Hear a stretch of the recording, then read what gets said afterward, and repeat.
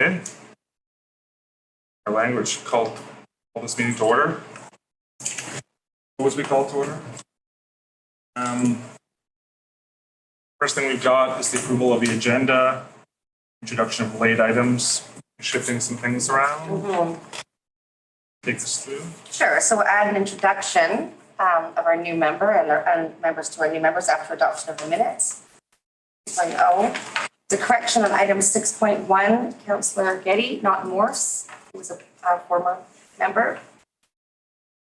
Item 5.2, we have supporting material, which is the letter from Jesse Lightman, BC Ferries, that came to you all by email. Sorry, item 5.1, proposed resolution, we can be discussed by the chair regarding passenger transportation, water taxi. And we'll move the updates up to 5.0.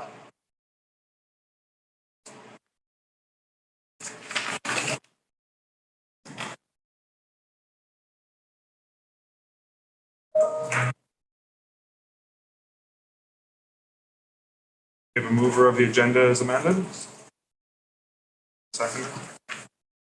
We're on to adoption of minutes. Everyone okay with the minutes from last meeting? I am. Move them. Adoption? Option, yeah.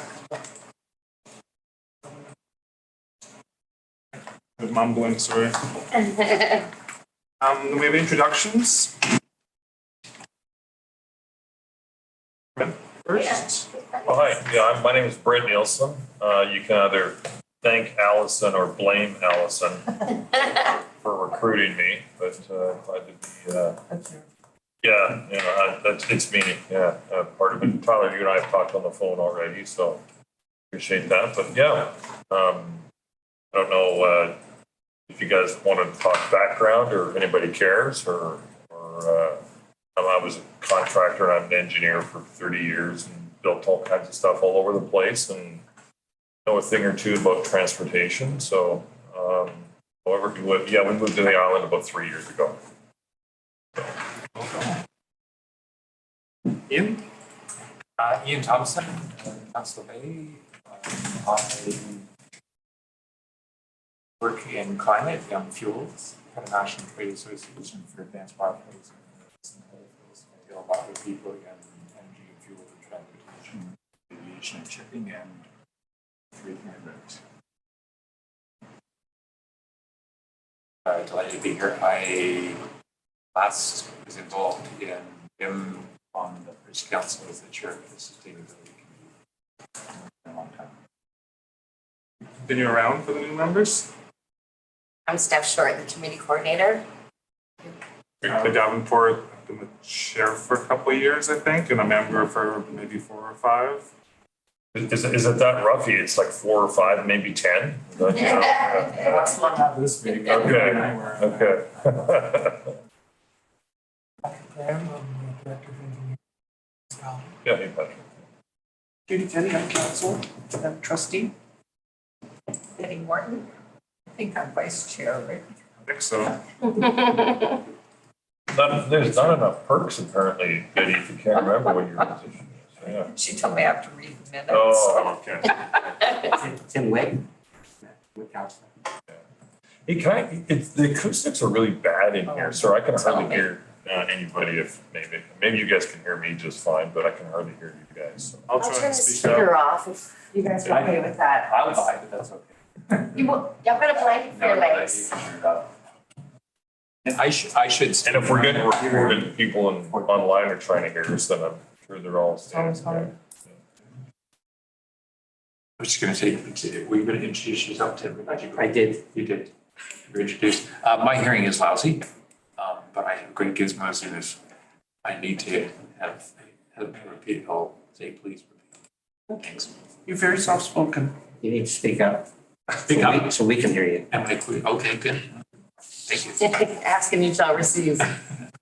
Okay, and I should have mentioned that I also double duty as our Island Ferry Advisory Committee Chair as well.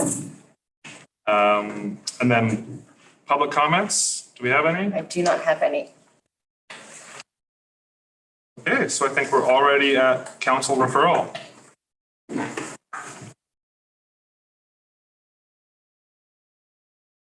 we have Daniel? Patrick's gonna do it. Do you want me to share the presentation to Patrick, or will you?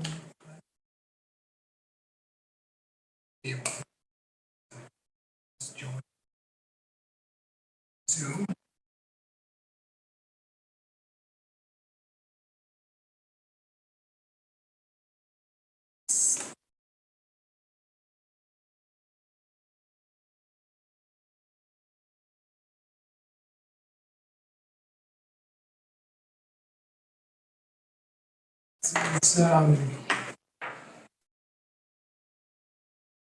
It's a bit of background. The Art Innocent Nature Reserve is that area around Grafton Lake. That's being handed over to the municipality. Large part of it already has. It's part of the Grafton Lakes subdivision. And developer, part of the deal is they were going to construct a section of the multi-use path along Grafton Road from near the dam at Grafton Lake to Harding Road. And they're planning on constructing the first part. In conjunction with what they proposed is a parking area just off Grafton Road, showed the location of the star there. And it would be their vision for that. The site plan is shown there. Is essentially as a bit of a trailhead. So they'd envision some signage and benches and possibly could have a pit toilet. This was presented to council and due to some concerns being raised, there was a referral to multiple committees, including this one. I guess the downsides of this location are that it is accessed off a busier road. There does have to be a crossing of the multi-use path. It's a proposed gravel parking lot, so you could get gravel tracked onto the path. And anytime there's a crossing, there's potential safety issues. It is a nice spot in terms of entrance to the park. There's a view from the lake. The view of the lake would be suitable for benches, and it's not the environmental impacts aren't really significant. It's set back a fair distance from the wetland boundary, and the amount of tree removal. The large tree shown in the picture there is the one shown on the plan view at the corner of the parking lot. The rest of the trees in that area are generally not significant. So it's not that's not a bad location environmentally. The other options that were proposed would be off of Forester Lane, which is the road that accesses the water treatment plant and the first phase of the Lakelands subdivision. So there were a few potential spots identified along that road that parking could be installed either as a graded area with angle parking or potentially a separate parking lot as the proposed site plan showed, something along those lines. So the advantages of the disadvantages of these locations are that it It's less of a feature, less of a park entry type feature.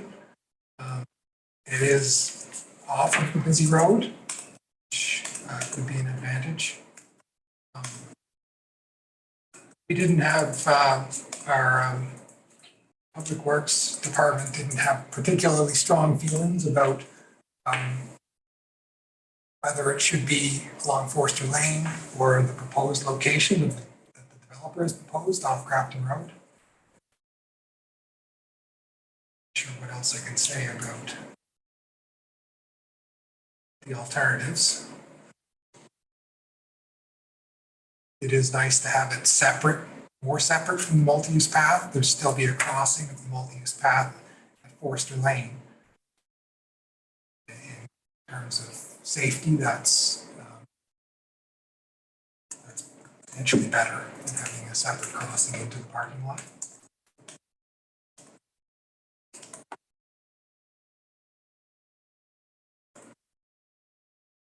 I didn't really have much else to say. Options? Thoughts? Questions? Comments? Yeah. Is there enough room to have the same number of spots in the alternative location? Yeah, there would be some grading required, but one of the alternative locations, you could have the same number of spots. One of the comments that the developer made was that there is a preference to leave this area on the lake side of Forster Lane untouched, intact, and focus the impacts over closer to Grafton Road. I think there's going to be some impact regardless. And it's, these ones are maybe a little bit further from the lake, but similar distance. I haven't spent a lot of time there since Forster Lane's gone in, but if you grade into that area, it will remove most of the vegetation between the lake and Forester Road, or? No, there would be opportunities to do it with limited tree removal, same as the Grafton Road location. It wouldn't be, there wouldn't have to be a lot of clearing. Buried vegetation, like. Any other questions? Tim? I think it's hard to assess and compare these. For example, on the trees, one thing that was pointed out when we were there was that the trees that would be removed on the Forester Lane are healthy, trees, hemlocks, I think. And whereas, as you mentioned, the trees that would be removed where the star is in the first one are not as significant. The other thing is there's a grade change coming off of Forester Road if there are there. I'm not sure how that gets dealt with. Seems to me it's going to be a lot more intrusive. But It could be. There hasn't been a concept plan right, developed for those alternative locations, and that the plan was developed for the Grafton Road location, and it was put forward to council in a staff report, essentially recommending that we enter into an agreement and get on with that. And then some concerns were raised, and then question of where else could you put parking came up, but it wasn't explored to the degree to the same degree. So there probably would be some tree removal and some earthwork. There's probably ways to do it that limit that. So when you get into the actual, if you got into the actual site planning. But the trees, you are right. The trees along Forster Lane, I would say, are more significant, with the exception of that one over by the Grafton Lake location. which is going to be retained. Yeah, I guess My questions are around pit toilets and fuel leaking out of cars on the edge of the water that we're drinking. What do we know about that? It's a gravel parking lot, so there's not really anything to Yeah. break the flow. Well, I mean, there's a significant vegetated buffer between where the parking lot would be and the lake. Okay. Mitigate those. I guess whether they're parking on the road or parking on the gravel lot right there is pretty much the same thing. As far as, Yeah, there's some proximity to the lake. Sure. In either case. but it's not like a significant difference in that Red Star parking lot, if that's gravel too. Yeah. Yeah, versus just parking on, we walk Grafton Lake, so I know what that looks like exactly there. And you're still pretty close when you're parking on the road. Yeah. To the lake, if you're leaking stuff along the ground. Yeah, the parking along the road won't be accessible anymore once Yeah. the multi-use path goes in. So hence the need for something else. Was Harding Road considered? Harding Road was considered. I seem to remember there was some problems about associated with that location. I can't really recall. People do park over there. Yeah, and I understood there's many property there too. Does the municipality own the land outright with all the options you're putting up there? There isn't any kind of issue with that? Yeah. The- Municipality owns. Okay, so there's no ownership or right-of-way stuff or anything like that to worry about if it got moved to Forester? Because the developer owns Forester, doesn't he? No, it's a municipal road. So it's municipal, okay. But the road, the part of the road that climbs up the hill is a strata road, but the main road is. Okay.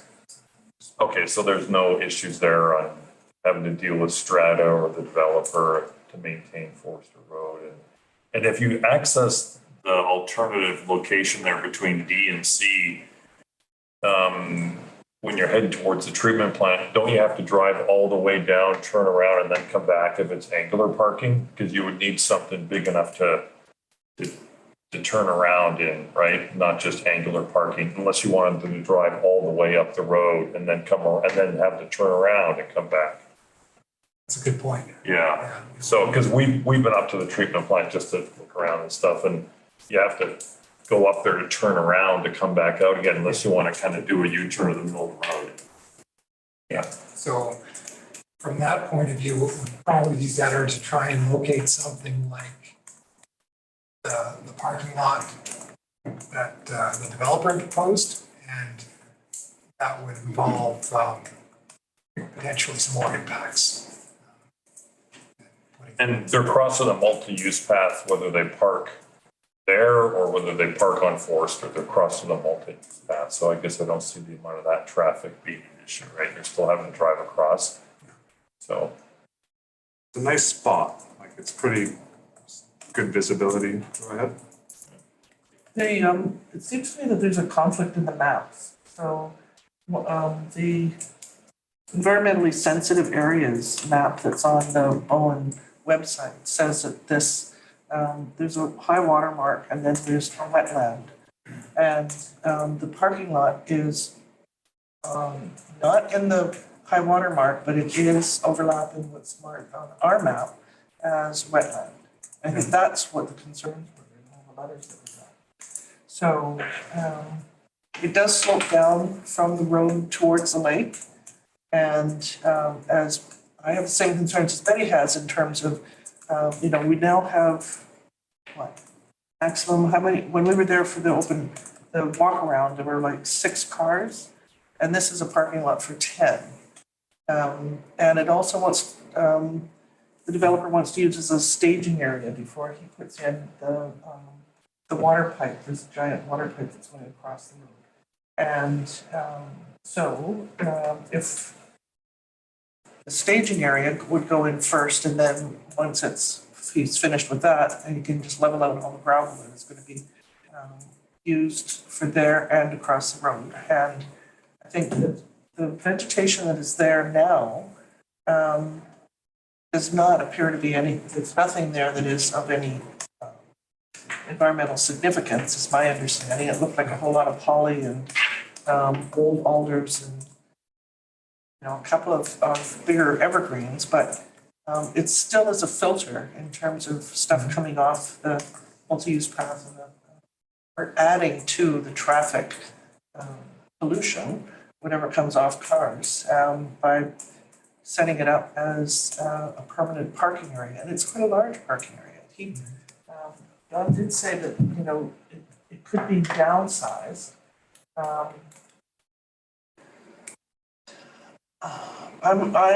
I guess my main concern is that if it's we need to sort out the maps in terms of if our map of ecological areas says that it's, They had a detailed environmental assessment done, which mapped the wetland extents more accurately than our have we seen online that? mapping shows. Yeah, it was included with the staff report. Daniel presented September. That's linked to the agenda. And it was also flagged with little green flags when we did the walkabout.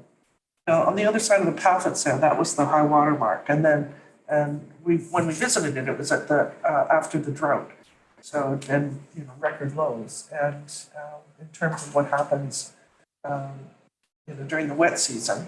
I think they defined it as the edge of the consultants. The consultants defined it as the edge of the wetland. That's what they were marking. Yeah, so looking Not at, necessarily the high water mark, the edge of the wetland.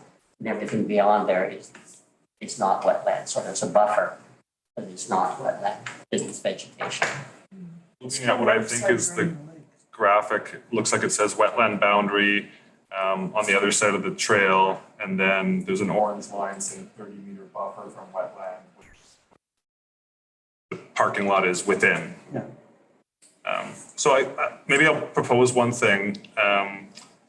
Transportation-wise, like just strictly, if we're viewing this from a transportation group, I think that just looking at the usage in the summer, it probably does warrant a fair number of parking spots. Like I think there's probably at least 7 cars there every afternoon in the summer, minimum. And we should encourage that. Well, I think people are using that space. That's a whole other problem. Yeah, maybe, but I guess that's why I'm trying to break this out into 2 pieces. One is the transportation issue. If we're allowing that use and people are going to use this space and this trail and this park, then they probably need 7 to 10 parking spots. That's my transportation only view of the parking size. We discuss that. Do people think that makes sense, or is that too small, too big? No, I mean, because that doesn't include the cars on Hardin around the corner next to the mailboxes. Or the ones that do park on Forest. Yeah, that park along there, and then some even further down along there. So it's at least 10 cars that use that thing regularly. I think they were saying that the environment committee will talk about the environment issues. Is it? Well, I guess I think we can have a quick chat about it, but I just wanted to separate the 2 issues. Like, we have a transportation demand, and there's very obvious points here. We have the number of cars that need to park based on current use and expected use. We have the multi-use path and the crossing point. And then alternatives might have like I don't know if parking is a road an option, but there might be other transport or pathway implications. Like if we put it up on the road, can a wheelchair still use the space? Accessibility and those kind of things. But from strictly transportation, I feel like you do need the parking spots from how it's being used right now and how I think it's going to be used unless something changes. The multi-use path, second crossing is probably not great, but as far as places on the island where a crossing could go, I think it's the nicest, straightest piece of road we have. So second crossing probably isn't that big of a challenge. So I think those are the two biggest transportation topics I see. Anybody have anything else? I don't know what the transportation plan says, but it seems to me that there's, I would prefer to have a decent bus stop and a trail and a big parking lot. Do you do what, Judy, sorry? Sorry? Could you Speak up, repeat? please. I don't know what our transportation plan says. I haven't looked at that recently, but I would prefer to have a big decent bus stop, and, maybe the signage and the pit toilet, but, I don't know, I have a tendency to try and get away from cars. And, I think that's a sizable lot, and we're encouraging and inviting, and I think that's problematic.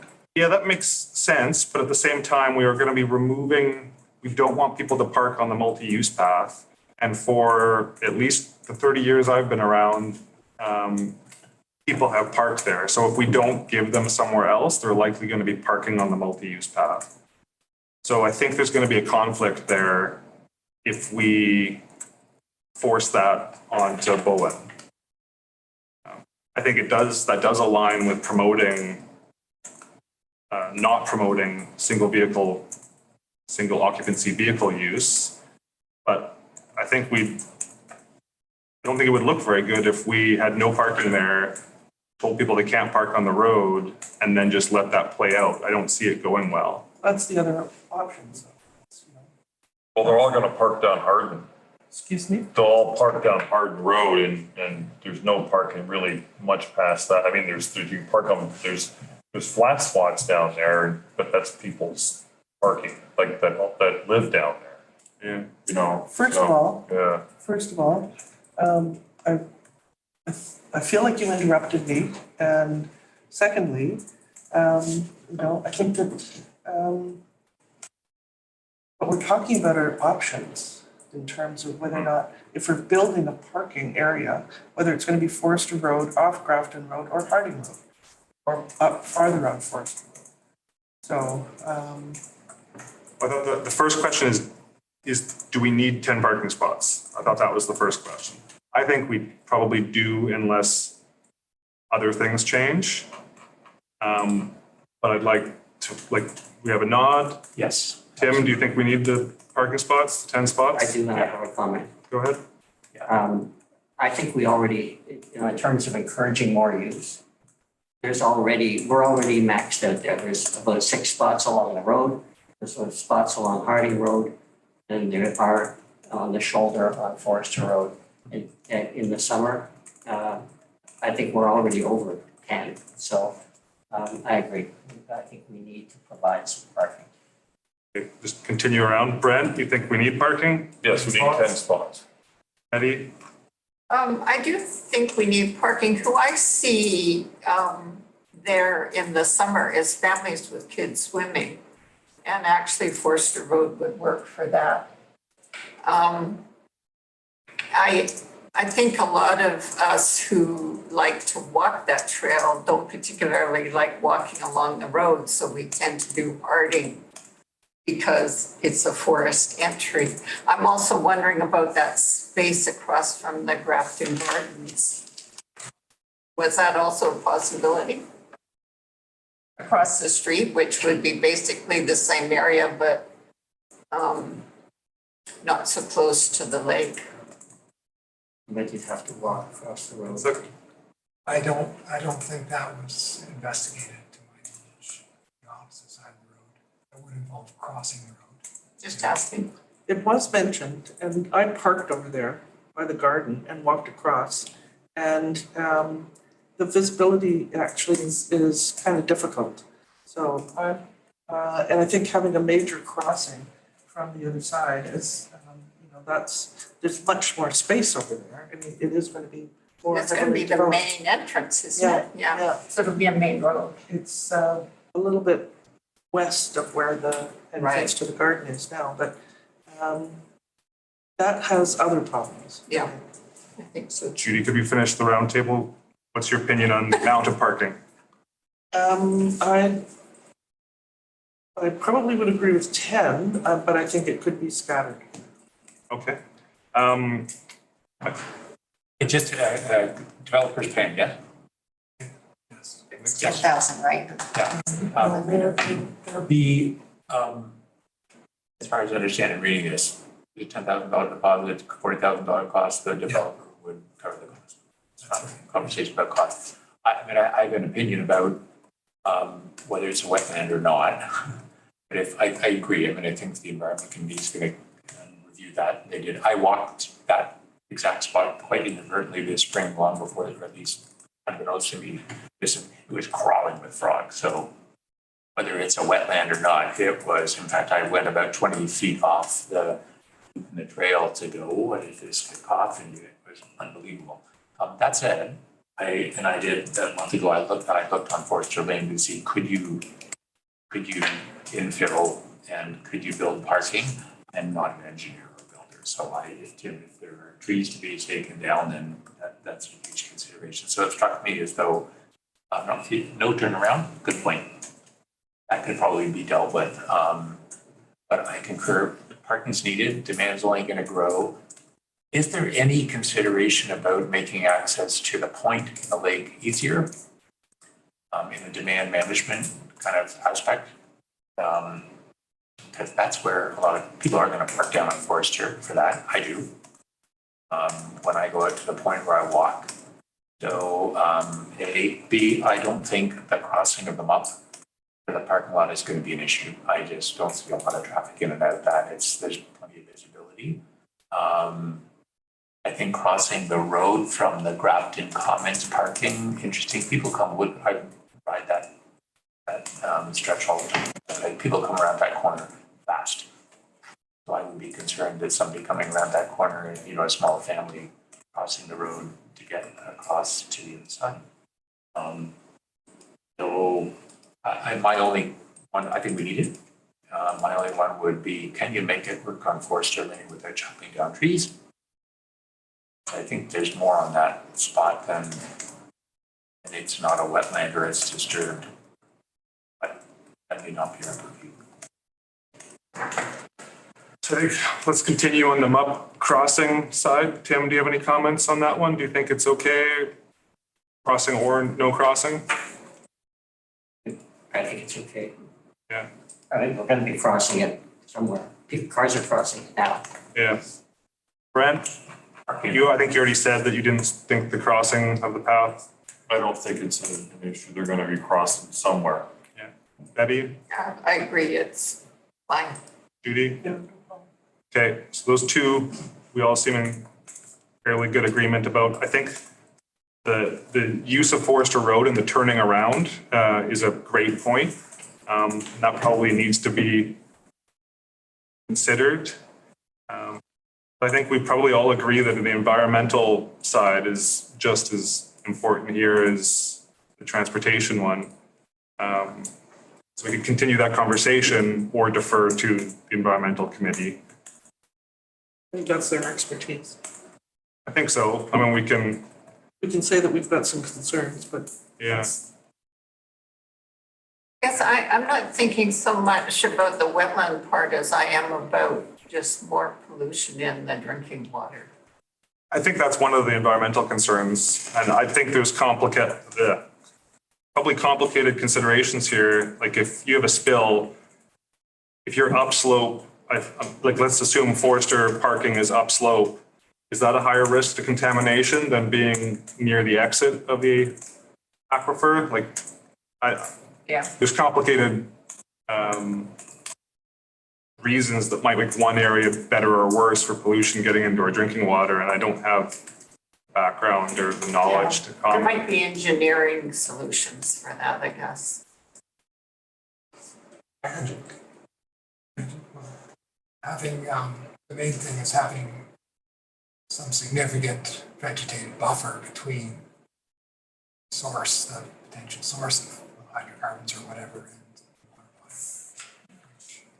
There would be in either location.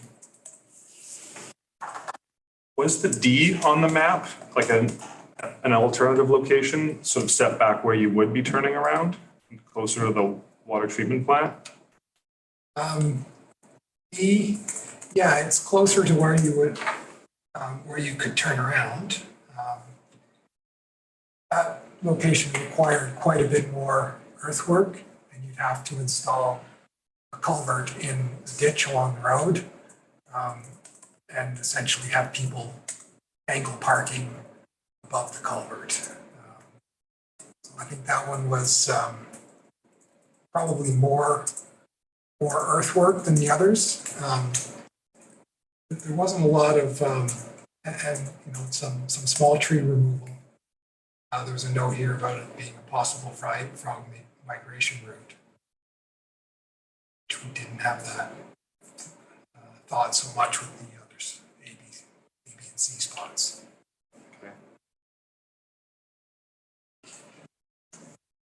Tim? Just one question for Patrick. I understood that the developer has the $10,000 deposit and is willing to pay for the parking lot here, but is he committed to putting it wherever we want it? Or would that be at our expense? That's a good question. He's agreed to build the parking lot where he's proposed it. If we're going to require parking be provided in another location, we would have to have that discussion with him. So I don't know what his position is on that. He's probably agreed to build it in that location because he's using it as a staging area, so he would have had to have graded it anyways. I mean, it's a money thing for him. I'm almost certain that's why he's picking that spot. Could be. I think he also would prefer to have the traffic Away to from the it. staging area away from the road into his subdivision. And I got the sense in conversation that he basically, he'll pay for it there. But it's gonna be our dime if it's somewhere else. That could be right. I haven't had that discussion with him. Okay, are we able to have I guess, is it a recommendation or just voice our support for there being parking? Recommendation would be useful. Yeah, Yeah, we could do whereas maybe, or.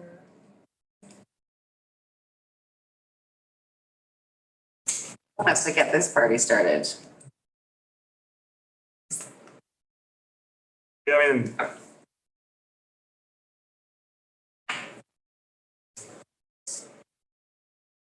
We need the whereas. Nope. Whereas people are gonna park here. BIMTAC supports there being parking for them to park. Sure, in where the red star is? No, just there being, I think you're being asked to choose a location. well, then I think we'd probably defer to environmental. But we Okay. support there being parking. Okay, Is that right? yeah. Brent? Can we say that if environmental supports that location, then we support that location? I'd be happy with that. Tim's nodding. On Forest Street? At least that might speed things up, like, Well, I guess we're being asked to speak to the proposed location off the main road, not off Forester. So would we support the 10 spots being there if environmental says it's okay? I know you mentioned you have your own opinions about whether that's okay environmentally. This is not the Environment Committee. Yeah, I think environmental will probably have something to say about that location, but I think there needs to be parking. And if the question is, can parking be there, then I would say if environmental thinks it's okay. Yeah, and Patrick, you said that there had been no environmental or no engineering studies done of Forester Lane and ABC. Yeah, no, it was just strictly a sidewalk. and retaining that big tree as part of the deal. Yeah. Put it there, retaining that big tree. Okay. Parking lot was essentially laid out around that tree. So I don't know where there is when you say there. The original proposed location? Yeah. A star, okay. Transportation Advisory Committee recommend that there be at least 10 parking spots available. support parking location. As we're in agreement that we need up to 10 parking spots required for current and future needs. But we have concerns regarding environmental contamination and frog migration routes and defer to the environmental committee on the proposed location. Sounds agreeable to me. Is that in pen? Yeah. You want to say it again? Or you want to pass it to me? Is that, okay, whereas we agree that we need up to 10 parking spots are required for current and future needs. But we have concerns regarding environmental contamination and frog migration routes and defer to the environmental committee on the proposed location.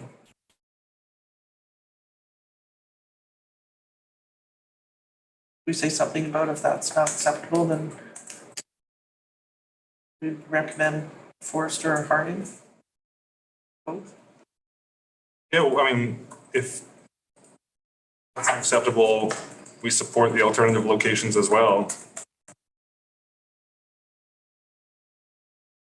Yeah, from a transportation point of view, I don't see that the alternatives pose any insurmountable, subject to, you know, some kind of preliminary engineering assessment. You're going to take this much fill, you're going to have to cut down that tree. Concerns with environmental contamination from migration routes. Therefore, defer to the ECAC. Can you make it larger, Steph? Yes.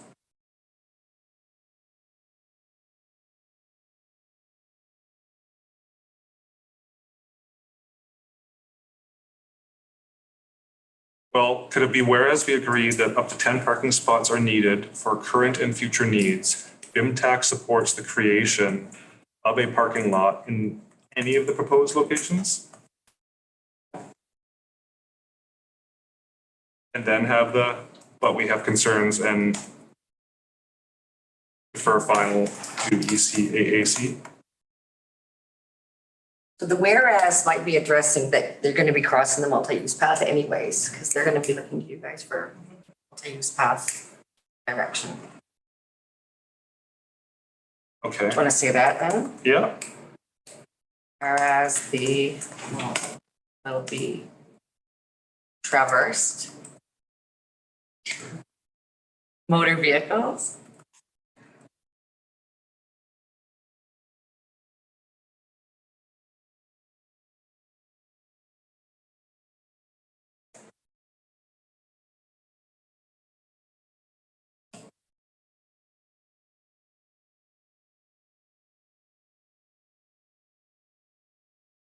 Judy, would you prefer the wording be supports the creation of a parking lot up to 10 cars?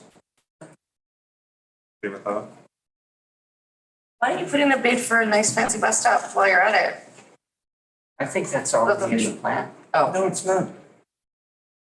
So in that bottom loop coming off the road, that where the sign is now, it's like there's a space there that is not developed and it's like it'd be perfect. But then that's another crossing of the multi-use path. People will park at Grafton Commons, they have to park on Harding Road, they've got to park on Forester Lane. Unless there's a proactive intent as part of this whole process to block access or to, I mean, Grafton Commons is another question, that's gonna be up to the developer to what they do with that land. We'll do what they'll do, I mean, we could, that creative person a year ago drove all the way down to the point. So, part of this, I think, is going in the direction where people are gonna go anyway. So you're not having to kind of mitigate and say, well, you cannot park there. Parking along the road and the multi-use pathway, if that becomes more of a thing, will be an issue. Today, it's not. People don't really walk or they walk around. If that becomes built out, and I would think we will want to future-proof this piece of infrastructure so that it's relevant for the next decade. So you're going to have to pull people off. I think 10, by the way, is probably too little. You added it up. People on Forester Road and Harding anyway.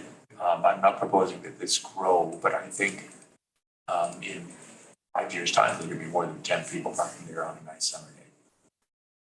Whether you want them to be out on point or not, you're gonna do it, unless you bar that.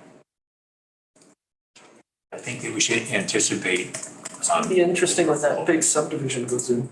It's gonna be interesting when that big subdivision goes in. There are actually 11 spots in the, yeah, 11 11 is the current spots? plan. in that One current was a plan. trail through. One of them, handicap or accessible spot. But the environmental study, right, was probably done with a certain square footage of parking. So if you go into the environmental engineer and you said, here's the square footage of area we want to disturb and make a parking lot. So if you want any more than that, then you have to redo the environmental study.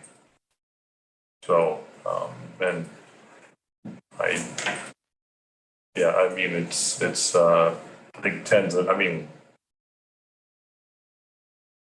Depending on what, shouldn't we just reference the environmental study that was done? Because it was done for 11 spots instead of us trying to guess whether it's 8 or 10 or 12 and just say whatever that says you can do. If that says you can do 11 spots, we should just reference the environmental study that's already done. yeah, Again, trying to separate, because I'm not an environmental engineer and don't want to get into being the environmental guy, just want to be the transportation guy. And whatever that study says, I guess, is okay.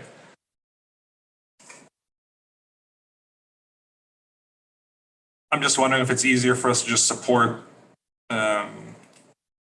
this staff presentation as it is currently, and then just add on that we would also support the alternatives. Does that make sense? Like, Subject to some kind of preliminary feasibility. yeah. Whereas we agree that parking spots are needed for the current and future needs, whereas the MUP will be traversed by motor vehicles regardless of the lot location. Therefore, be it resolved that BIMTAC supports the creation of a parking lot as per the staff report and environmental studies completed, subject to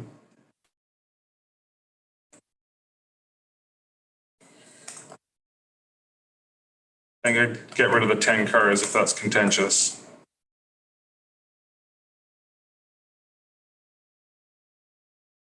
I mean, an ideal project would have capacity to absorb more growth down the road. You know, I'd have to re-engineer, build something brand new. I don't know what that, I'm comfortable with the motion. I'm not hearing anything at the table that says alternative A, B, and C are infeasible, subject to turnaround and subject to, impact on that neighborhood.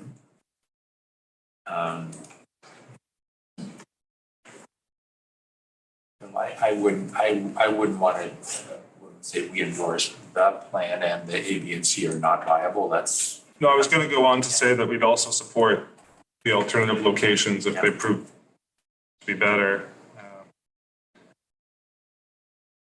I don't think we can future-proof this location. It doesn't look like you're going to fit more than 11 cars there, 10 or 11. You're not, it's fixed. Steph, do you have any magic words? Therefore, be it resolved that BIMTAC supports the creation of a parking lot as per the environmental study provided in the staff report. However, Okay, I suggest, subject to, feasibility and cost. subject to which was the first word? Feasibility and cost. And environmental study results. we jump in the gun a little bit. Doesn't staff already go on and check feasibility and cost? Of On A, B, C, and D. That's the thing. Like Patrick, you're saying that there hasn't really been done any professional level work. Or the environment committee comments in that area. Okay, well then, as per the environment, okay, the BIMTAC supports the creation of the parking lot as per Oh. the environmental study as per the staff report, I think, not the environmental study. And how do we say we also support, would also support the alternative locations if they proved, That's where the subject feasibility, that was for the alternative side. yeah, Yeah, subject would be that. support the alternative locations if they prove favorable, subject to feasibility and cost. Okay. Subject to favorable. Yeah. We don't want unfeasibility and high cost. Yeah. And then we need to go to the however.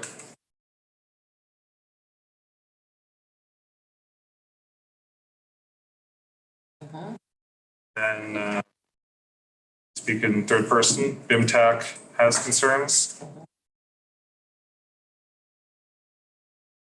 And I think we can take the next paragraph, has concerns regarding contamination of the drinking water source and wetlands ecosystems and disruption of frog migration routes, and therefore defer to ECAAC for comment. I would say amphibian, which salinators. Okay.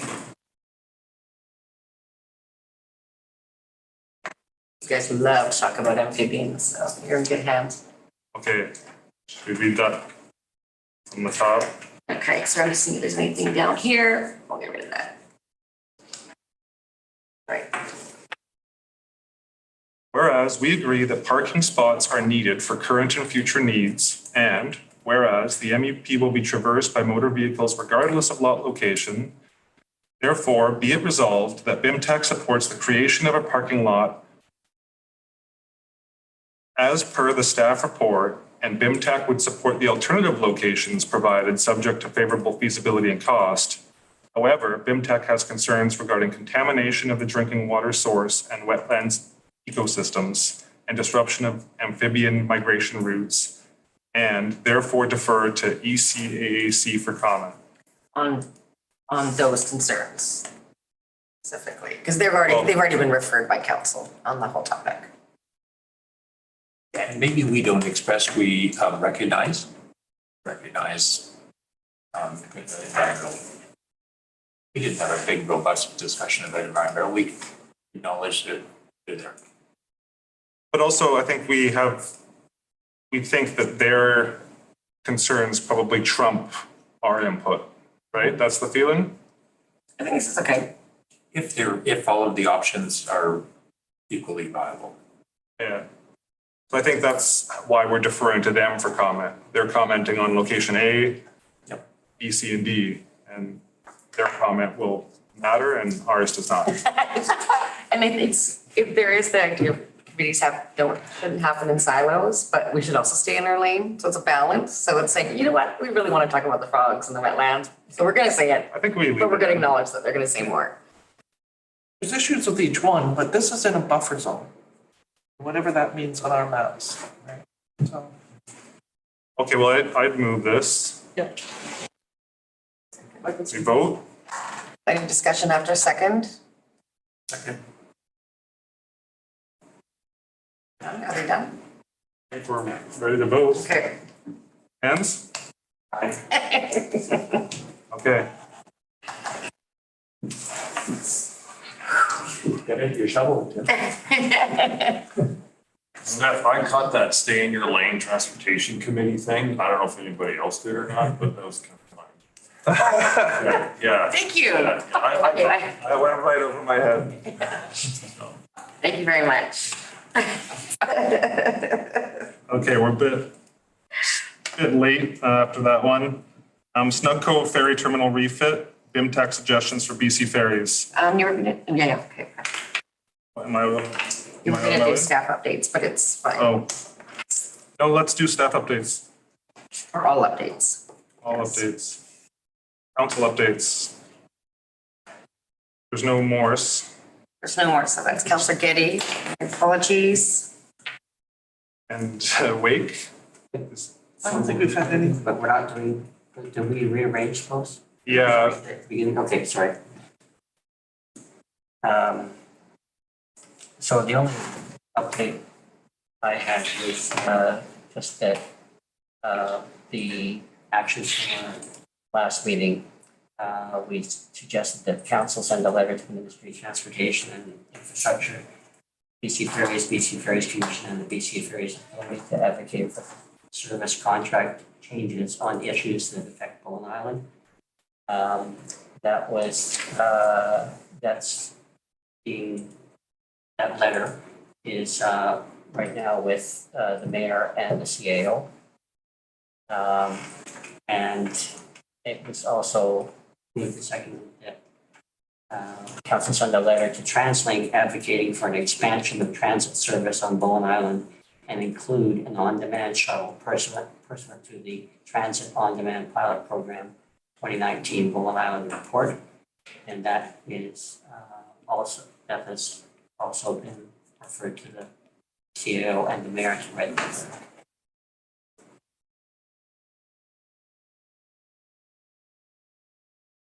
Karen Leonard reported at the last meeting yesterday that TransLink is, at the mayor's meeting around TransLink, that they're struggling in terms of their budgeting. So it's not clear whether or not we'll be able to get any more out of them. Anyone have questions? Okay, Ferry Advisory Committee update, that's me. When was our last meeting? September? Yeah. Oh, August, so you had a meeting in. Yeah, you okay. read I was gonna say report. a lot's happened for the ferries. I attended meetings in Victoria for the BC Ferries' AGM, which includes some one-on-one time with Nicholas Amez, the new CEO, Ministry of Transportation, Marine Branch, different departments within BC Ferries. There's quite a lot of opportunity to speak with them over 2.5 days, I think it was. A couple of things that came out of that and then were reiterated during the last FAC meeting on Island is that there is no plan currently to replace the Queen of Capilano or do anything different than we have right now in the near future. When the vessel does come up for refit, there are questions as to whether they will even be pursuing more capacity.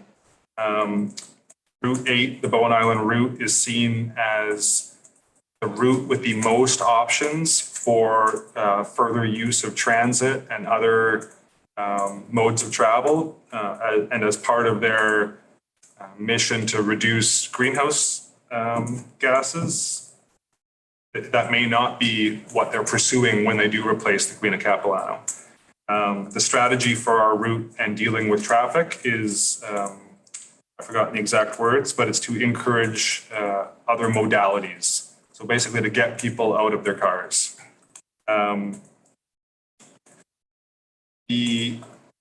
Further to that, every single route requests more capacity every single year. So across the BC Ferry spectrum, it's the standard request. And ours, we're running at about a 70% utilization, or actually it's just below the 70% mark. So we're not even on BC Ferries' short list for the worst few routes, which all have higher than 70% utilization. When it comes to encouraging other modalities, BC Ferries views itself as an operator and not as a planner. So when approaching BC Ferries with requests for regional transportation planning, they may pass that along to TransLink, but they don't consider themselves the planner. So it gets passed along, but they're not going to do anything with it, hands off. One thing that does come up when all these discussions of us not having terminal space to even handle a larger ferry, Horseshoe Bay not having room for another vessel, is reservations and technology being used as tools to handle our lack of space. And they acknowledge that where reservations have been trialed, it's not always, like the road is often bumpy while they figure out what works best, and they're still learning from reservations on the major routes. So there's no promise that reservations is a blanket solution, but they do see technology and that kind of and reservation systems being a tool that they're welcome to or willing to use on any route if the community wants it. I imagine there will be pushback from different parties on that idea. Even within the Ferry Advisory Committee, there is strong pushback from some members to any form of reservation ever being considered.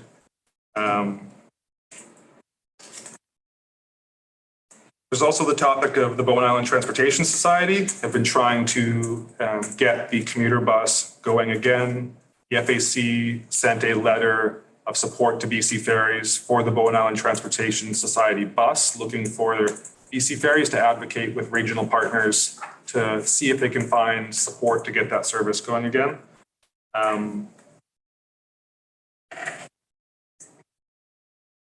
Yeah. And then if we want to press for these things, we probably need a voice with TransLink, and the Ferry Advisory Committee is probably not the best avenue to continue the conversation on with TransLink. So that's what I had for Ferry Advisory Committee updates. Any questions?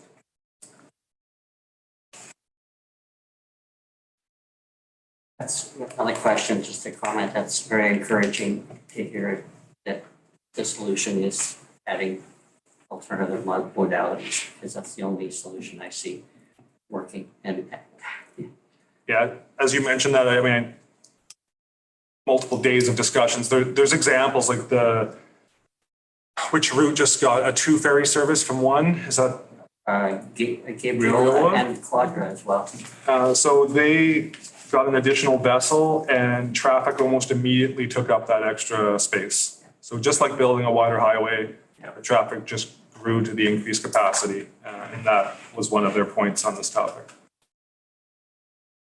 Any other questions? Did they talk about, I mean, one of the challenges besides Horseshoe Bay, right, because it's completely screwed up over there, is the foot passengers off and on the ferry here. So our terminal is due for an upgrade in 2030 or ahead of 2035 when the Queen of Capilano gets redone. And part of that, they would be looking at trying to improve passenger transit through that space on the Bowen side. And then they do get pressure to make Horseshoe Bay a hub instead of a terminal to better integrate transit. And but even the proposed plan when they were considering rebuilding Horseshoe Bay didn't actually seem to practice that very well. But that's all been shelved due to challenges financially and within the project. And Is the Ferry Advisory Committee, it's great that you're about that. So does its mandate, as it were, kind of stop at the ferry ramp and the buildings and?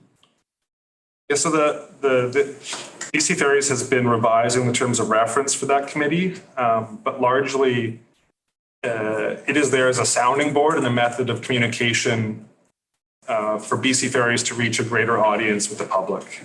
And their mandate is to review things like schedule change and fairly minor stuff unless BC Ferries asks. But it's mostly to further communication between them and the public. Is often not engaged at an early stage on large projects. And does this committee have a doctrine around things like demand management and et cetera? The FAC committee or this committee? This one. We haven't touched that. Transportation. Does that cover the ferry though? That one sort of stops at the dock as well, doesn't it? I'd have to review. I don't know the answer to that question. Judy? If we need in terms of TransLink, if we need a better voice or more direct link with TransLink, is there representation on that group from coastal communities? Do you know? Sure. that? Is there some way into TransLink?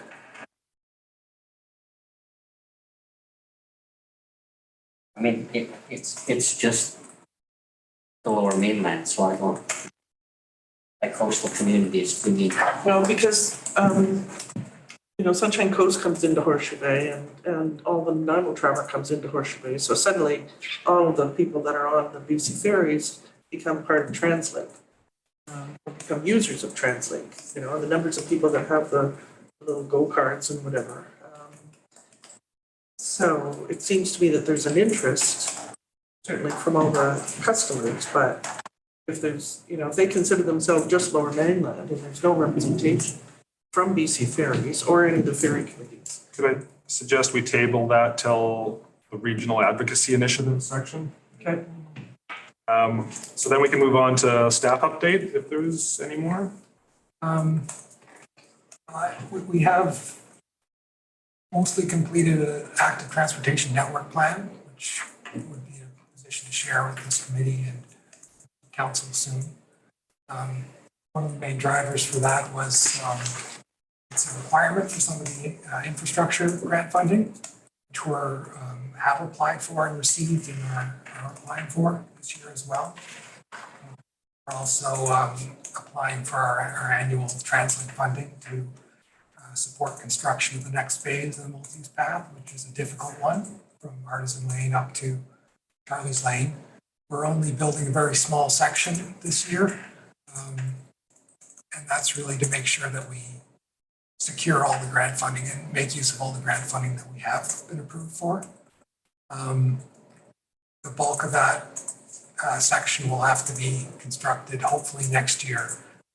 There's some geotechnical challenges that are forcing a redesign of the what was previously a mostly off-road alignment is going to have to rejoin Grafton Road sooner than we were hoping to. So before getting to Charlie's Lane, so that's being explored currently. And we're also applying for grant funding for the next phase past that, which would be from Charlie's Lane up to Grafton Lake, where it would meet with the section developers building that we were discussing earlier.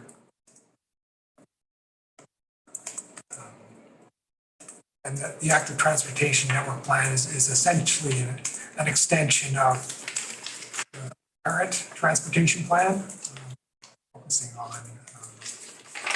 active transportation specifically. Any questions? When you say you'll be in a position to share, do you have a timeline? We're ready to share now. I think we're just looking at how we best put that up on our website. It's going to be brought to the next council meeting, which is on November 14th. So, in the coming weeks. Okay. Thank you. Okay, so now regional advocacy initiatives. Much of my opinion on this topic comes from my conversations with BC Ferries and the realization that there's not really anybody advocating for us within these groups on the kind of nuanced challenges that commuters face from Bowen when working through multiple systems. And this will keep happening. One of the things that came up in the Ferries meetings with the Ferry Commissioner was that the metrics in which they measure public engagement don't even cover the things that we care very much about. It's often like, was the website useful? Was the terminal clean? Did you find a bathroom? Which nobody does. But things I intend to put to the commissioner to try and add to the metrics were, how is your connection between modes of travel? Like, were you able to get a reservation when you needed one? Like, did on-time performance affect your trip? Like, those kind of questions that you would complain to your spouse about when you get home are the kind of things that we'd probably like them to measure, because then BC Ferries has to speak to that performance. So there's work to be done there, which I volunteered to do at that meeting through the FAC, but I would welcome input on that, and I'd happily follow up by sharing the metrics. It's all available on the Ferry Commissioner site, but that was one topic. But that trend continues. Like BC Ferries and TransLink currently say we're running a 15-minute service, therefore we're integrated. Like that's close enough that a bus should be meeting a ferry and a ferry should be meeting a bus, and they're no longer even engaging each other to work on a schedule basis, like trying to actually time certain trips for certain ferries. They have been working on the communication with giving drivers the freedom to wait for a ferry a couple of minutes, or timing the 257s to the larger runs when it's problematic, and having buses available to add to service on busy days. But there's a real issue with using transit and our ferry, especially in the busy season, when the schedule is so bad that by the time you need to make a decision to leave downtown or wherever an office or destination might be and head for a ferry, you can't actually plan that effectively. Like the ferry could be so late, you're going to show up either 20 minutes early, 5 minutes late, like it's all over the place. And advocating for that connection is proving to be really difficult. Like, people don't even seem to acknowledge what you're talking about. And the Bowen Island Transportation Society, with their bus that met a water taxi, is the perfect example of how we fix that problem. It's worked in the past. They're trying to get going again. They're having, they don't have, nobody in that nonprofit has the pockets to start without kind of 100% confidence that they're going to be able to succeed. So they were hoping for a little bit of funding to get going. And from my conversations, and I'll apologize if I'm misremembering, but it doesn't seem like Bowen Island Transportation Society cares that much whether they're providing the service, as long as the service exists. So through the FAC, we were advocating for someone to help them get started. Really what I think most people want is just that integrated service to be offered to people trying to leave their car behind. And whether that is somehow tackled by better knowing when the ferry is going to be there so that you can time a transit trip, or some more frequent small water taxi service that just ran back and forth to help with the passenger capacity. I've mentioned that to BC Ferries, and they've said that's not, my pitch was, when you're so late that the schedule is completely out the window, could you consider adding a small passenger service to try and get foot passenger traffic going? And so far that's been a no, obviously. But those steps would really go a long way to getting people out of their car, because that connection time, it's already a long trip, and that connection time not working is such a big challenge. So we've got a couple letters in the works, but I think it's really important that this idea of advocating for what would help Bowen Islanders going forward is really important. Like advocating for Bowen Island Transportation Society, advocating for passenger water taxis, whether that be Green Line or Cormorant or whoever, just increased service and frequency of a passenger line, passenger service. And then with TransLink regarding actual integration of the services, like whether that's handled through technology or frequency, but actually making it so that your point-to-point trip resembles like the slightest bit of efficiency, instead of showing up to watch the last ferry leave, which just drives people to the breaking point. So we talked about, I knocked around a quick, I think, recommendation at the last meeting about supporting a water taxi service. I'd also be happy to encourage the municipality to pursue further connection with TransLink. And I don't feel like that needs to be handled this meeting, but I know the mayor, had time at UBCM to speak to some of these parties, but I really think that this needs to be a strong push going forward and planning for the now, but also, what happens way down the road. I mean, we don't even have a secondary, and that planning doesn't stop just with those parties. I think There are some things that could possibly be done on island. And one thing that I've seen is the barge traffic in Tunstall Bay bringing in cement trucks. And that's something that BC Ferries has talked about, that, services don't have to come through BC Ferries, despite the fact that they have the only terminal on the island. But it is true, like Bowen could be working towards having a barge ramp where commercial traffic, like say we have a paving day or large vehicles are coming across, that could be handled by another service provider. They could come across by barge to try and remove that burden from existing ferry service that's not likely to be scaled up. But yeah, that planning piece I feel like is missing. So I welcome input. This is planning off Bowen, not the planning you're doing already. I think for Bowen Islanders off Bowen.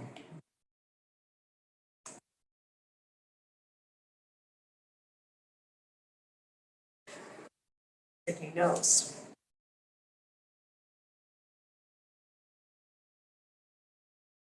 Give you an opinion about Tunstall Bay as an access, but I don't think that was a kind of a throwaway. that was a Yeah. scary moment when a barge came in the summer with a bunch of. I was like, how is this happening? But having a spot where that could safely be done would probably be useful. And I think there was an engineering study done 6-8 years ago. I was the president of TBCA at the time. I think the cost came in $1 million to put in a proper ramp there. So anyway, I digress. It's a minor point.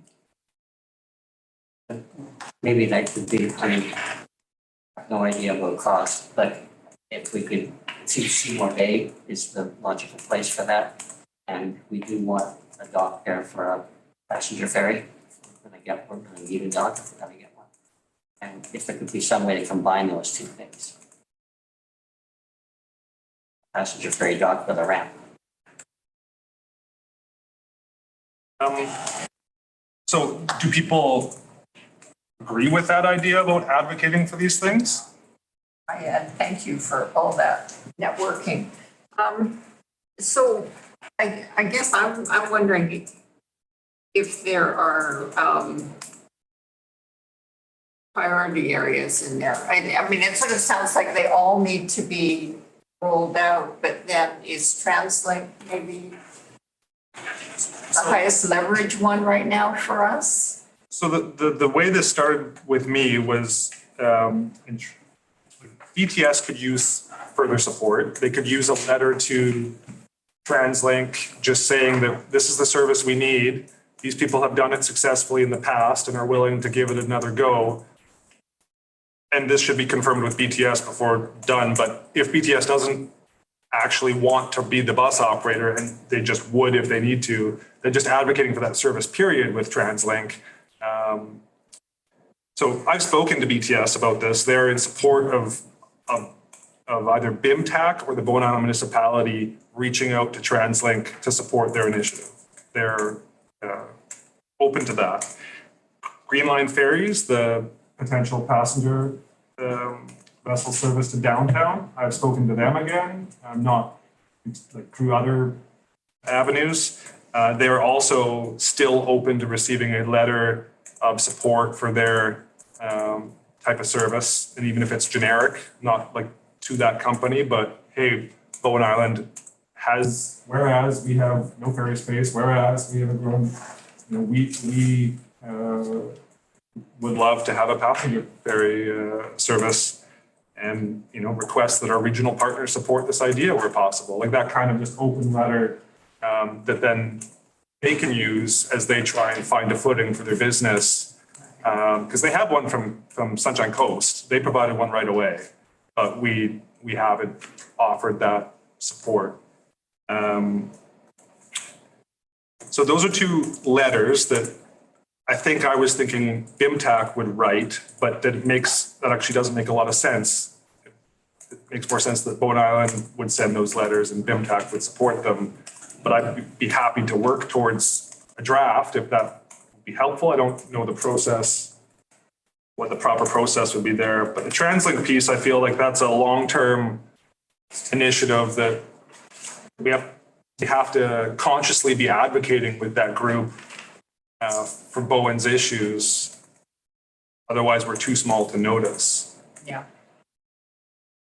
So that's a letter that the mayor and the CAO are writing, so it would be great. I'm sure they would appreciate your perspective. Great, that one. What about the individual organizations? We have ETS and Green Line, both would benefit from support. I would wholeheartedly endorse it. Short of endorsing the viability of Green Line particularly, because I think there's a whole lot of unanswered questions, but to endorse the benefit of the community, absolutely. And the BTS, I mean, it's an incredible service for people. I've used it. I mean, I think the simple singular things that could happen to improve commuters' experience would be plus. Yeah, So I fully agree. Absolutely. How do we do Did that? we send something to council about Green Lines already and it was rejected or not?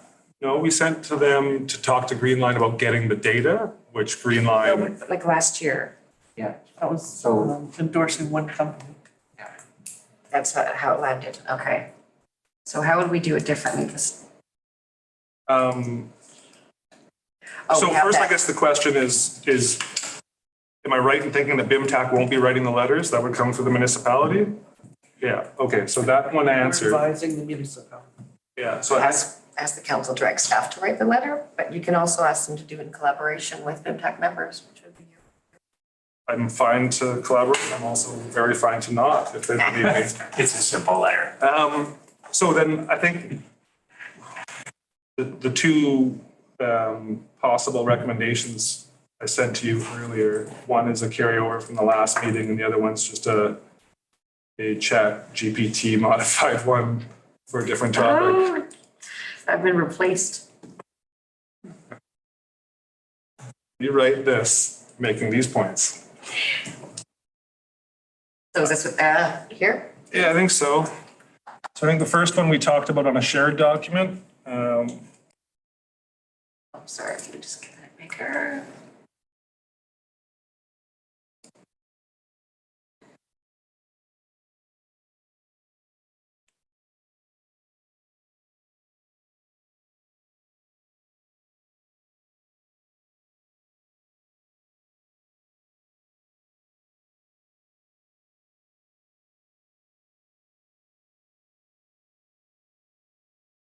So if I am a recipient or I'm a stakeholder and I am reading that I'm going to, that municipality extends support, is that tangible support? Encouragement is one thing, support is financial, etc. I think it would be appropriate to endorse the relevance of the proposed services to the community. The relevance? Of the relevance to the community of these potential services. How about value? Yeah. Value. Yeah.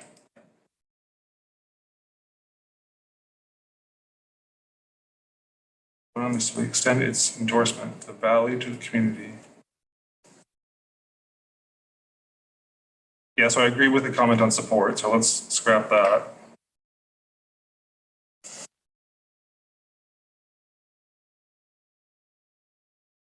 Keep the end encouragement, extend its endorsement of value to the community. Can I ask a question? Yes. If this is all basically tying in with planning and where to put pressure and where do we want to expand and try and get more influence, is that part of the active transportation plan? Or is that just ongoing and trying to get people out of cars? It's really going Just valley going. focused. So is there, where do we do the planning for transportation? Is that part of OCP review or? So the transportation plan is still relevant, that goes till, 3 years old. So is it updating and Yeah. reviewing that? sure, and fold that into OCP. So,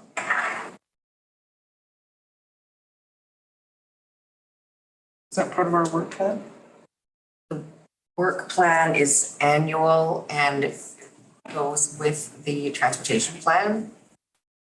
It's usually, actually, I won't share the screen, but there's I think it's appendix C or D of the transportation plan as a grid that shows different elements of the transportation plan, and I continue to point out what we're working on that year. Yeah, so we've talked about separating BIMTAC's yearly plan from the transportation plan in the past.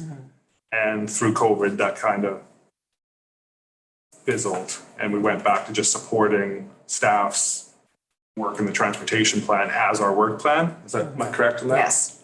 So, yeah, we talked about this in the previous council and previous group of BIMTAC, that maybe we should break out and have our own work plan, which could be a spot for those long-term initiatives. But that initiative fizzled during COVID.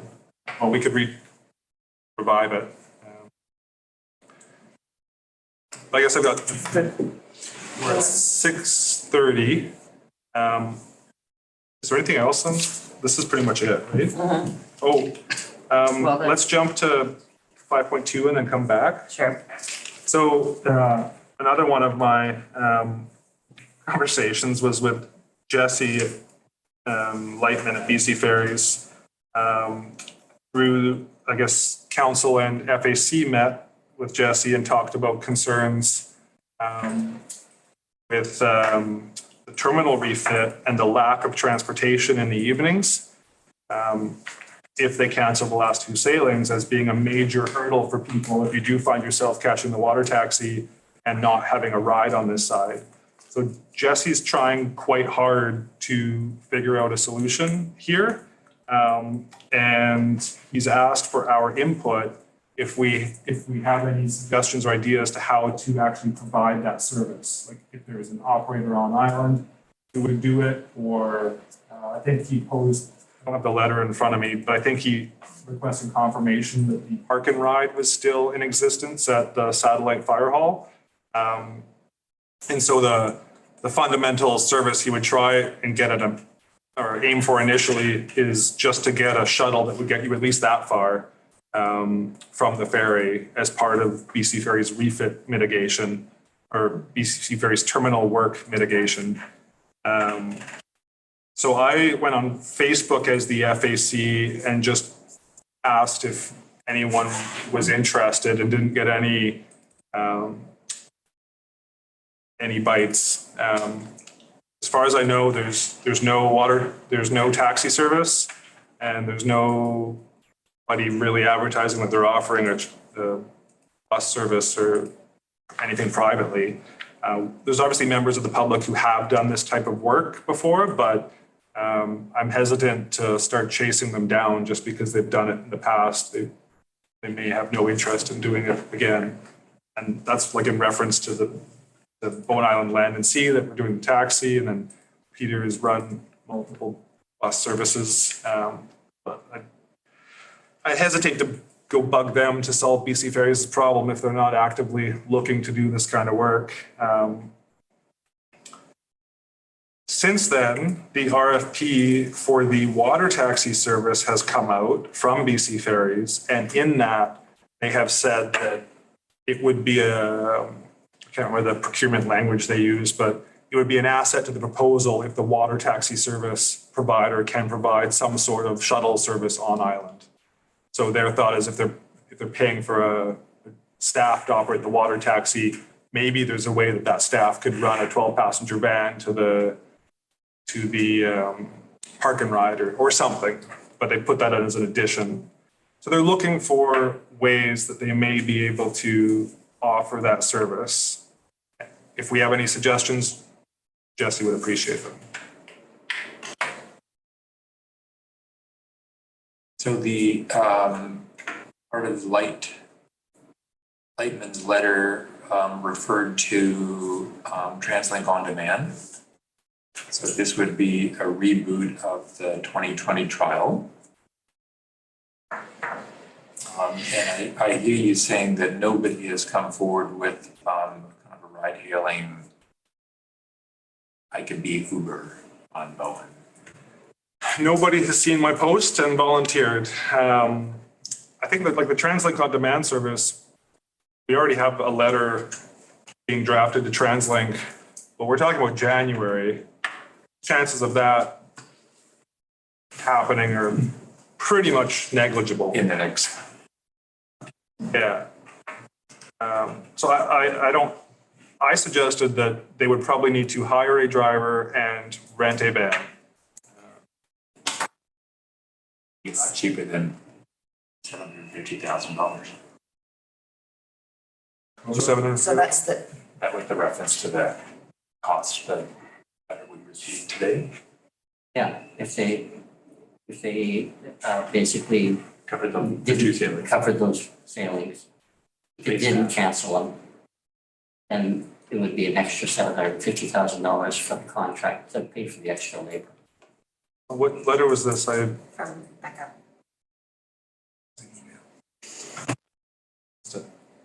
Sorry, Tim, you said an extra how much? 750,000. To not cancel the last two sailings and to work to figure out some alternative to that? To stretch out the work plan. Because they couldn't do it in that time window. Right now, they're working through the night, Yeah. and in order to extend that workday, they want to cancel the two sailings. I believe that's how the RFP went out to the respective contractors, and then I presume they've gone back and asked those contractors. If you only, because I mean, the thing is, they have to pay the guys the full day. They can't pay them a short shift, they gotta pay them the full shift anyways, and which is where all the money comes from, but I'm a little surprised at the amount. Yeah, I Yeah. don't understand that either, but Yeah, I would think that if BC Ferries is kind of trying to get at the driver's seat on this one, that some kind of on-island ride-hailing supported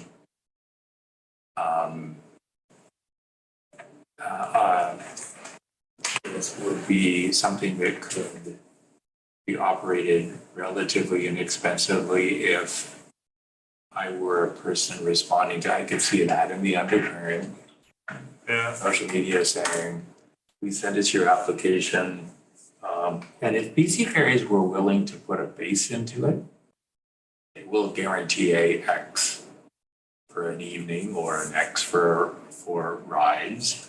It'd be a whole lot less bucks. I mean, it's kind of like what West did 20 years ago before the buses came on.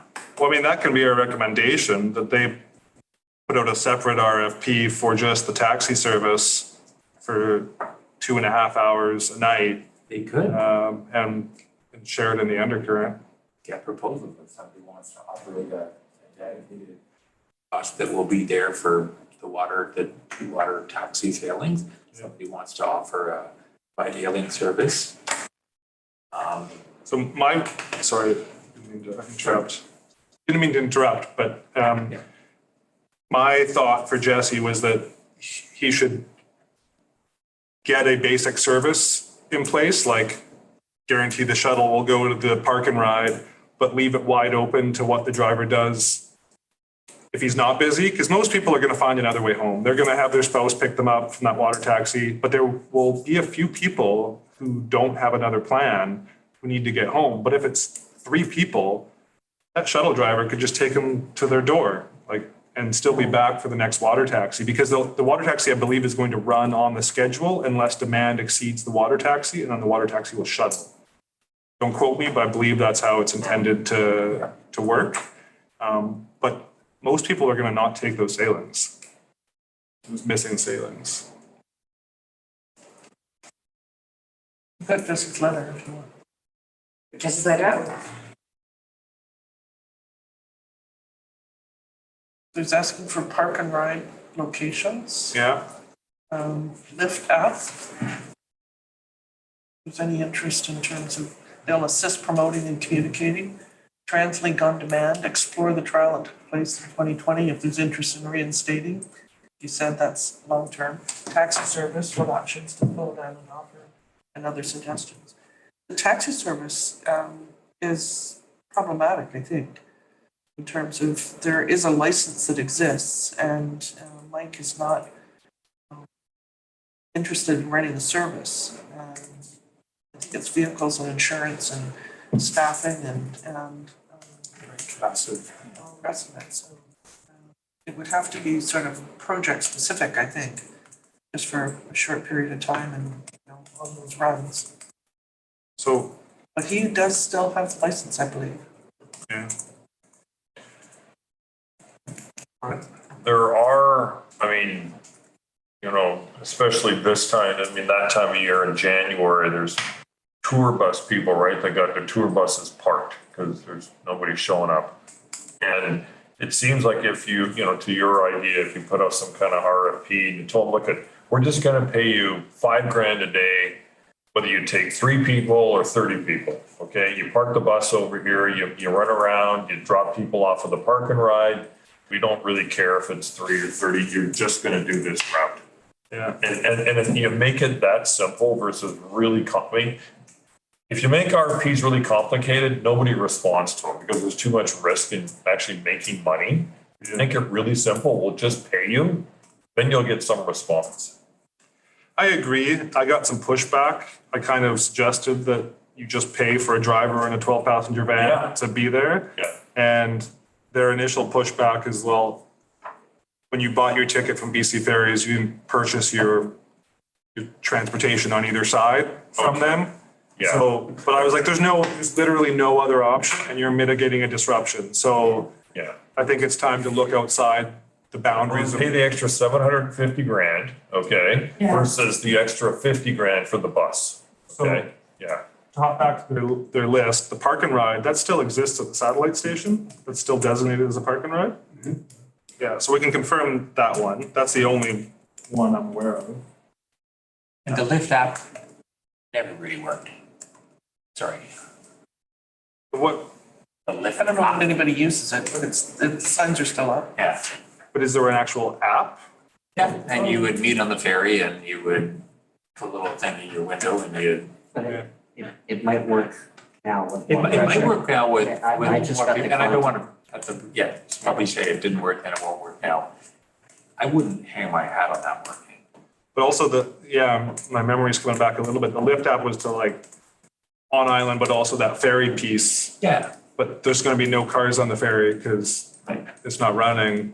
So it would be people who happen to have a car parked near the ferry, willing to drive someone home at 9 o'clock at night. Yeah. It seems a bit of a shot in the dark. Translink on demand, we can mention that we're already trying to get that back, but we have no ability to push that ahead.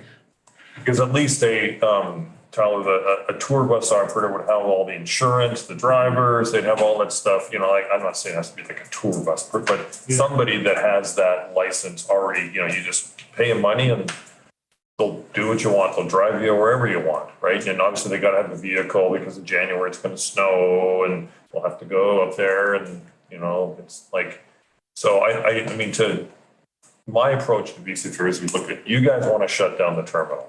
Okay, and cancel sailings. This is a pretty cheap, alternative to not doing that and just sticking a van here and, having the person drive around and if they're really busy, great. If they're not, I guess, so what? I think, just to finish their list, the taxi service, or Jesse's list, the taxi service, do we need to confirm with Blast they no longer? Or do we feel confident that we know they're not operating? Ask them. No idea. Yeah. He has published several times on Facebook that he's not prepared to operate, but he has, the actual license is of value. And he hasn't figured out what he's just holding on to it, whether to sell it or, I don't imagine there's anybody else that's been asking to buy it. Should I call them? Sure. Totally. Okay, I'll call them before we respond. And then other suggestions from BIMTAC is where we say we suggest you put out an RFP to provide a van service Well, the other thing would On be for island. them to approach Metro Parks and see whether or not they can get access to the parking lot on the other side of Festival Field. My hesitation with suggesting that the solution be solved with parking is that not everyone has two vehicles. Yeah. And then also there's people who are left out of the car world. And that's exactly what we're trying to encourage is that, well, you can get around without one car, never mind two. Yeah. So I'd like to have a suggestion come out doesn't require you to have cars everywhere.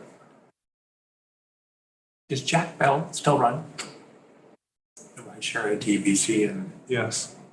Well, I don't know who does it. The rideshare to UBC still goes. And the thing about this van, if the driver is an on-island person, great, but if not, then the water taxi can take him or her back every night, right? And you know, they'd have to come back and get that person.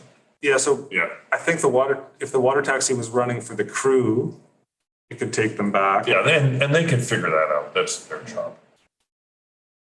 Okay, well, I think we have what we need to write the response. Okay.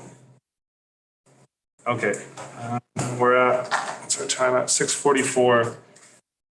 The suggestions around regional advocacy initiatives, is this something we want to tackle tonight? To push through recommendations? Do you guys want to think about it? And like, it's not going to make a difference whether it's this meeting or next. Sorry, what are we looking at? I was hoping to get the ball rolling on 2 letters of support to come from Bowen Island for a generic water taxi service and then a bus service either from BTS or in the form of BTS service, help move car traffic, people out of their cars on the ferries. And what, you said you wanted to talk to people from BTS first? I've talked to them. They are in favor of this coming. All right. This would be like a morning and afternoon thing. But the key piece is sorting out the integration, like if it can meet the water taxi in the afternoon. The water taxi, as many people probably know, ran this summer. I think it was hovering on viability. But they think that they do not require subsidy. If the bus is running, the water taxi does not require subsidy to run. It can make its own way. But the bus needs help getting going. So doesn't need to be done tonight, so we can move it to the next meeting. It'll take us at least 15 minutes to do 2 recommendations. You're past 7. Easy. I'm fine to stay and do it. So. The problem is that I've got a meeting at 7. No, And I've got to get the Zoom links to do its work before Let's table it. table it. she's got to get home. And then go to that 7 o'clock meeting. Okay, so that's fine. Let's table it. I'll maybe take another look and then I'll share it by email before the next meeting so we can, if you guys use shared documents, we can progress it and not do it all here. Okay, well then we can call this meeting adjourned. Thank you for your work, Mr. Chair. thanks, Jesse. That's really good.